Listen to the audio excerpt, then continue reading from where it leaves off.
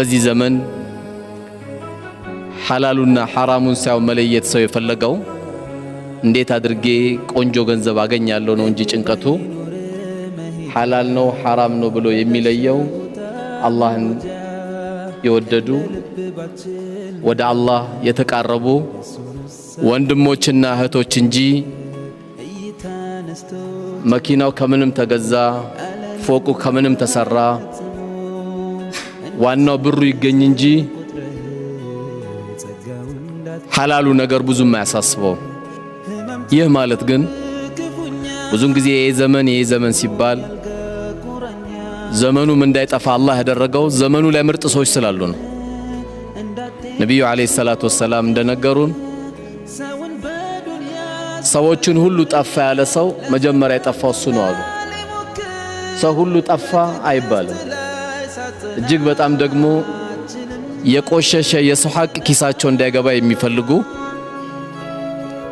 የሰው ላብ ገና ሳይደርቅ የሚከፍሉ አላህ በሰጣቸው ኃላፊነት ቶሎ የሚሰጡ ምርጥ ወንድሞች ምርጥ እህቶችም አሉ።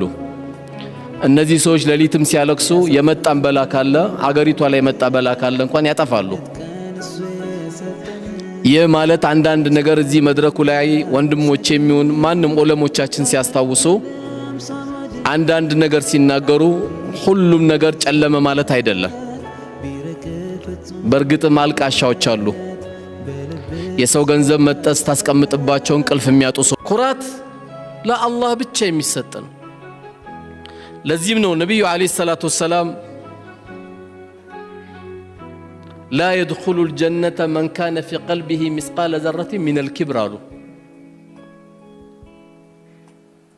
በልቡ ላይ የጎመን ዘር ያክል ኩራት ያለበት ሰው ጀነት አይገባም አሉ።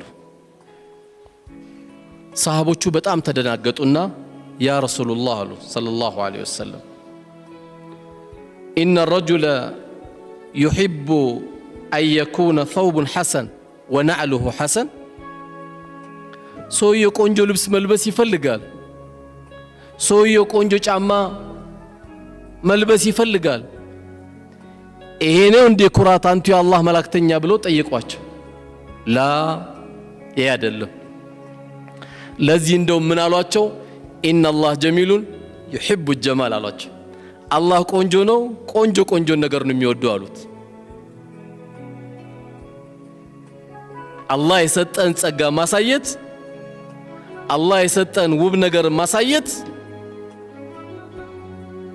አላህ የሚወደው እንጂ አላህ የሚቆጣበት አይደለም። ቆንጆ ገንዘብ ሰጥቶ ሁሌ ነጭ ሽሮ የምትበላ ከሆነ ትጠየቃለህ። አንተ ለምን ስጋ ያልበላው እንዴ? አይ አላህ ይቆጣብኛል። ለምን ይቆጣብሃል? ይሄን የሚለው ሰው ምን ስለሆነ መሰላችሁ? ቋጣሪ ነው። አውቆ ነው በዲን የሚያሳብበው። አብላ የወጥ ሽታ ያጡ የስጋ ሽታ ያጡ ሰዎች አብላ፣ ኒዕማን ገንዘብን አሳይ። አላህ ከሰጠ ነገር ልበስ። የለበስክበት ሱጁድ ነው የምትደፋበት። ምን ችግር አለ? እጅግ በጣም ደካማ ባለበት አካባቢ ስትሆን ደግሞ መካከለኛውን ቀልባቸውን ደግሞ እንዳይሰበር። አይ እኔ ትንሽ አሁን መራብ ፈልጋለሁ፣ የለም ብላ። ውሸታም ማን ይሄ? መልበስ ካለብህ ልበስ። ጠረን ጓደኞች እንዳይከፉ ጥሩ ሽቶ ተቀባ። አላህ ከሰጠ ተገባ፣ ካልሆነ ደግሞ ጥሩ ታጠብ። የግድ ሽቶ አይጠበቅብህም። ካላገኘ ጥሩ ታጠብ፣ ሽታ አይኖር። አንዲት እህታችን ሐና ነው ስሟ፣ በኮሜንት ይሄን ጥያቄ ጠይቃለች። ሙቤ እንዴት እስልምናን እንደተቀበለ ጠይቀው፣ አሁንስ ያለበት ሁኔታ እንዴት ነው? አላህ ይጠብቅ። በመጀመሪያ ዲነን እስላምን ያገኘሁት ማለት ነው በአንድ ነገር ነው። እሱም በእግዚአብሔር ቃል በሚባለው በመጽሐፍ ቅዱስ ነው። አንደኛ ኢየሱስ ክርስቶስን መጀመሪያ ኦርቶዶክስ ነበርኩኝ።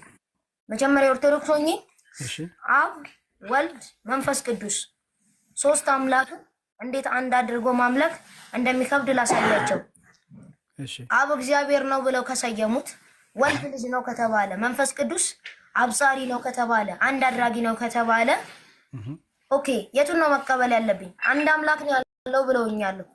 አንድ አምላክ ነው ያለው ብለው ካስተማሩኝ አንድ አምላክ ነው ያለው ብዬ አምናለሁ።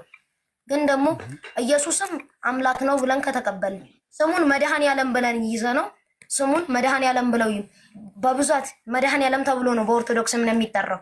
እሱን ጌታ ከተባለ ማለት ነው ወልድ መድኃኔዓለም ነው ከተባለ አብ እግዚአብሔር ነው ከተባለ ሁለት አምላክ አላመለኩም። በትክክል ሁለት አምላክ ነው ማመልከው ማለት ነው። ለዚህ ደግሞ ሁለት አምላክ ነው ማመልከው።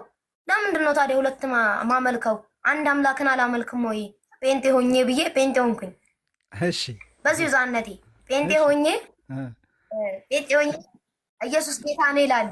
እሺ ኢየሱስ አምላክ ነው፣ ሰማይና ምድርንም የዘረጋው እርሱ ነው ኢየሱስ ነው ይላሉ። እሺ ከዛን ደግሞ ዮሐንስ ወንጌል ደግሞ ዮሐንስ መጥምቁ ዮሐንስ ኢየሱስን ሲያጠምቀው ማለት ነው ከሰማይ አብ እግዚአብሔር እንደዚህ ብሎ ተናግሯል። እርሱ የምወደው ልጅ እርሱን ስሙት ብሏል።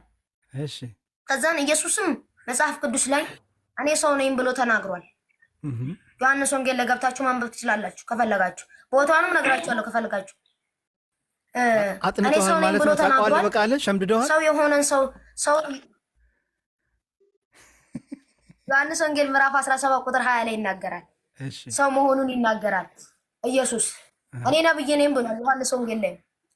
ነብይ የሆነና ሰው የሆነን አምላክ እንዴት ነው ማምለክ የሚቻለው? አንደኛ ነገር በብዛት ደግሞ ከባይብል ውስጥ የሁሉንም እምነት ስናየው ደግሞ አምላካቸው ወይ ሁለት ያረጉታል ወይ ሶስት ያረጉታል ወይ ደግሞ አራት ወይ በቃ አላ እንዲህ ድብልቅልቁን ያወጡታል። መሆን የለበትም። ከባይብል ከትክክለኛው ባይብል ደግሞ ብንረዳ አንደኛ አምላክ ያልሆነውን አምላክ ነው ማለት አንችልም። ለምን?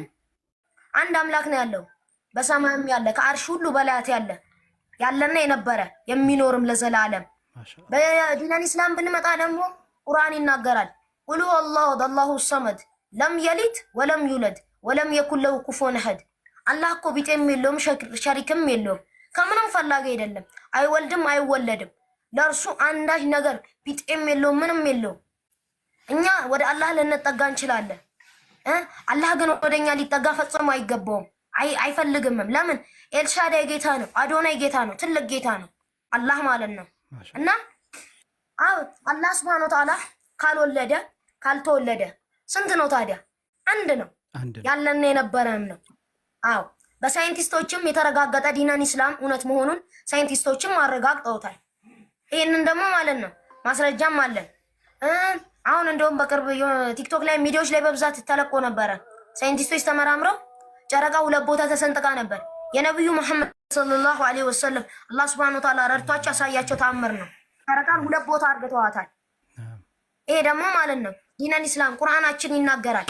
ይሄንን ሌላ ቦታ መጽሐፍ ቅዱስ ይናገራል ወይስ ምን ይናገራል?